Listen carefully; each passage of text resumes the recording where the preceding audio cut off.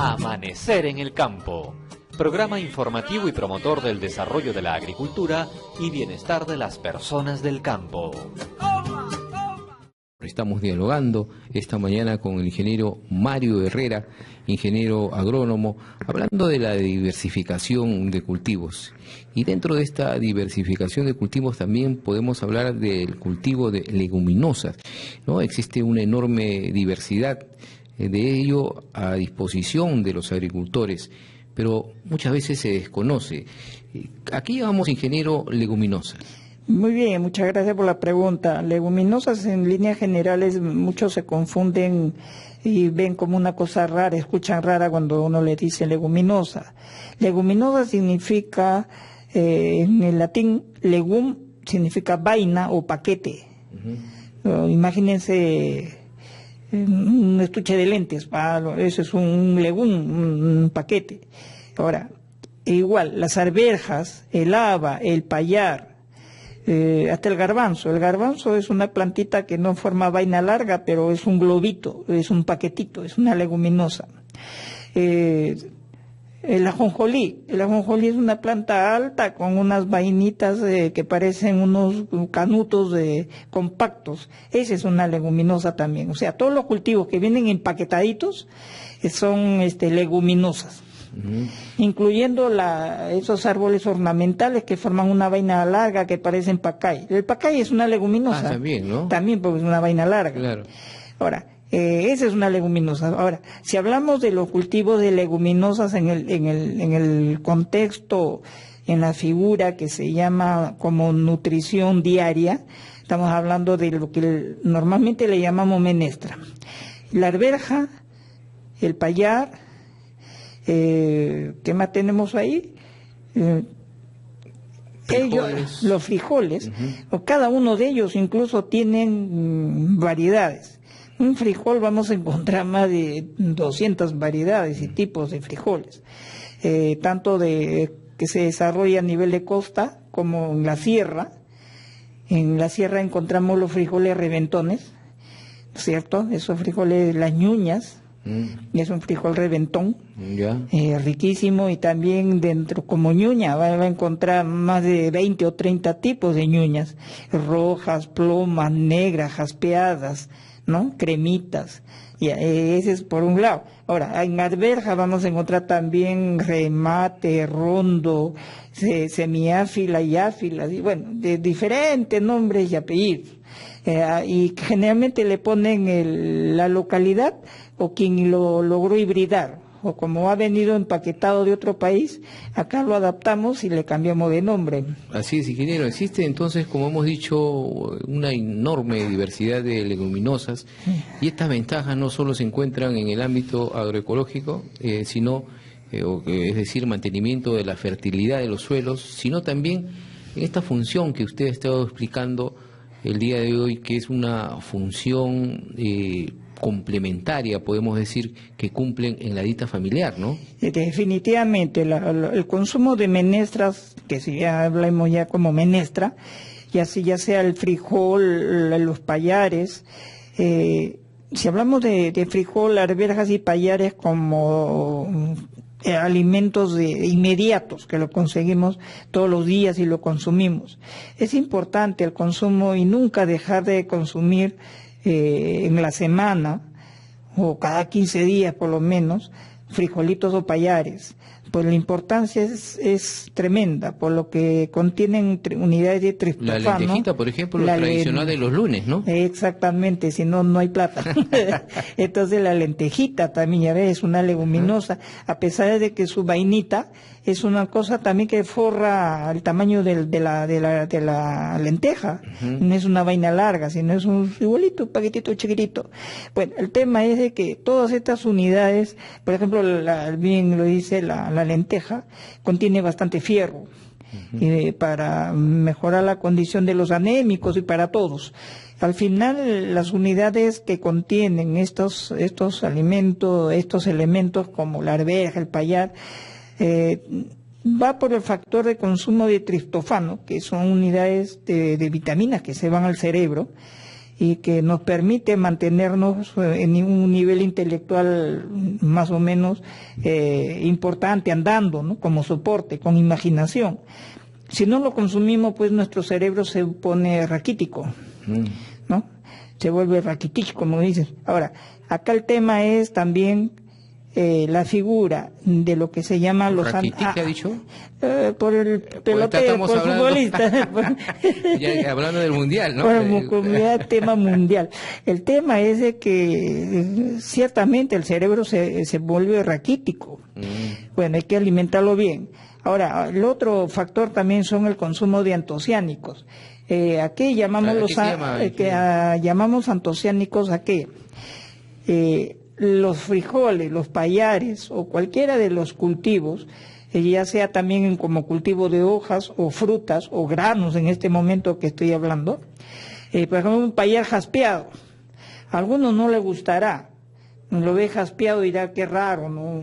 Pero es importante mencionar de que esas manchitas negritas que hay como variedad, significa que hay unidades de antocianina. La antocianina es un elemento que va a funcionar en el cuerpo humano como una vacuna para aumentar los agentes de inmunización. Mire, eso mucha gente no lo conoce, ¿no? Exacto. Porque estéticamente usted puede ver un plato de pallares con manchitas, de repente no es muy apetecible, ¿no? Exactamente, pero es uno de los platos, de repente, si le ponemos precio, más caro. Mire. Porque la antocianina es un elemento, como lo repito, que va a contribuir a aumentar la inmunización de las personas. O sea, no nos vamos a enfermar fácilmente. Ese es en términos criollos. Ya, ese es uno. Vayamos también a definir varios factores acá. Todo elemento antociánico, o sea, un payar negrito, un frijol negro, va a ser completamente diferente en sabores de un frijol blanco o un frijol verdecito, ¿no? De repente los más oscuritos o pintados son amargos. De eso se trata. De esos sabores amargos un poquitón tienen la antocianina y eso es lo que nos va a vacunar. Entonces, que no nos preocupemos, no vayan a decir que esto está mal logrado. Lo que pasa es que ese alimento, ese pigmento va a permitir de la variación de los sabores, nada más, pero siempre es altamente nutritivo. Mire, tenemos tanta bondad de frutos, de cultivos, que mucha gente desconoce, quizás también por la falta de información que debe ser de parte de las autoridades, ¿no? Sobre todo en estas zonas donde se pueden sembrar, donde se pueden cultivar, zonas alejadas de nuestro país, que a pesar que lo cultivan, a veces ni lo consumen, ingeniero. Así es, a veces lo dejan ahí, sí, sí, es cierto. Entonces, generalmente se van a abandonar cultivos cuando salen con estas cosas, ¿no? Así es. Y a veces se da, por ejemplo, los chochos. El tarwi se siembra blanco y sale jaspeado. Es porque esta es una unidad genética mutable. Pues su nombre científico es Lupinus mutabilis. El chocho, el chocho, que lo llaman el ceviche serrano, sí, que se come con su pereljicito, ¿no? Exactamente. Riquísimo. El chocho, cuando es cosechado, se ponen en un saco y lo ponen en el río para que el agua lo lave. Y después que se ha lavado muy bien, lo sancochan y se botan el agua y recién se prepara el ceviche. Porque también la antocianina que tiene es alta, y las saponinas, en este caso. Las saponinas, y que fácilmente con el chocho se hacen insecticidas orgánicos, a partir del agua que se bota. Ahora, ingeniero, hemos hablado ya de estas leguminosas en lo que se refiere a la alimentación. Y en cuanto también podemos mencionar cómo podemos ver y enfocar en lo que se refiere al mantenimiento de la fertilidad de los suelos. Ese es un punto importante. Cada vez que sembremos arvejas, frijoles, habas, vamos a enriquecer nuestros suelos. ¿Qué pasa con estos cultivos? O incluso especies arbóreas como la tara. La tara también es una leguminosa. El pacay también.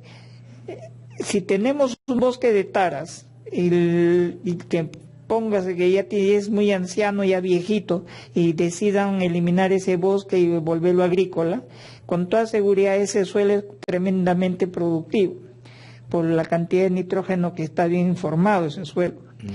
Y ahora, en condiciones normales, como un campo de Huacho, de aquí la vuelta, o Huaral, que un agricultor que siembra arvejas y frijoles, su terreno es altamente fértil porque la cantidad de nitrógeno que absorbe del aire lo invierte al suelo y se convierte en nitrógeno, nitrógeno en el suelo. Entonces no necesitamos de urea. Empezamos a tener más bien otros pequeños elementos. ¿Se da cuenta? Esa es una forma de agricultura orgánica también. Qué interesante, ¿no? Contribuye a lo que podría ser dar fertilidad. Fertilidad, lógico, es eso. O, por ejemplo, Argentina. Si hablamos de los terrenos argentinos, Argentina, la soja o la soya, se siembran más de 2.000 hectáreas casi juntas. Y es plano. Entonces, y como es plano, todo viene un tractor a la cosecha todito, como rotovator, e incluso tiene un trailer al costado, donde todo el grano va al volquete, ¿cierto? O sea, son alta tecnología. Y el siguiente punto, usted no ve que el terreno lo van a arar, sino que cada vez que cosechan la soya, ellos mismos todo el polvillo, todo que ha quedado ahí, se queda en el campo y no roturan. Simplemente tienden las cintas de riegos y vuelta a riego por goteo y otra vez sigue el ciclo de producción de soya y entonces las láminas del suelo ya formados allá superan los 30, 40 centímetros a lo largo de 15 años de repente. Se da cuenta, es importante. Entonces su agricultura de ellos es cada vez más próspera por el mantenimiento de suelos. Sí, es bien interesante, ingeniero. Ya el tiempo nos ha ganado. Hemos estado hablando en esta parte del programa de las leguminosas, tanto en la alimentación y en la fertilidad de los suelos. ¿Algo más que quisiera agregar finalmente, ingeniero? Sí, a decirles a los agricultores que siempre no pierdan la ilusión de incorporar varios cultivos en las zonas y prográmense. La organización es importante porque en forma aislada no se va a conseguir capitalizar. En forma, digamos, grupo como asociaciones, definir cultivos y cada asociación que se identifique de repente una temporada por pallares, arvejas, lo que sea, y otro grupo que siembre en una situación diferente para hacer una dinámica de producción en una localidad, en una región. Porque estamos viendo de que cuando uno se va a la selva, por ejemplo, consume cosas, por ejemplo, arvejas o zanahorias, por ejemplo, consume cosas que ha podido producir en el mismo sitio y no ir a depender de otra provincia, hasta de Lima llevan alimentos a la selva, pudiendo producir en la misma localidad. Así es, importante la asociatividad, como usted lo dice, ingeniero en la agricultura. Muchas gracias, ingeniero Mario Herrera, por estar con nosotros esta mañana aquí en Amanecer en el Campo, en nuestros estudios, iniciando un nuevo día, y vamos a seguir hablando de otros temas en nuestros próximos programas. Gracias, ingeniero, por estar aquí. A usted las gracias.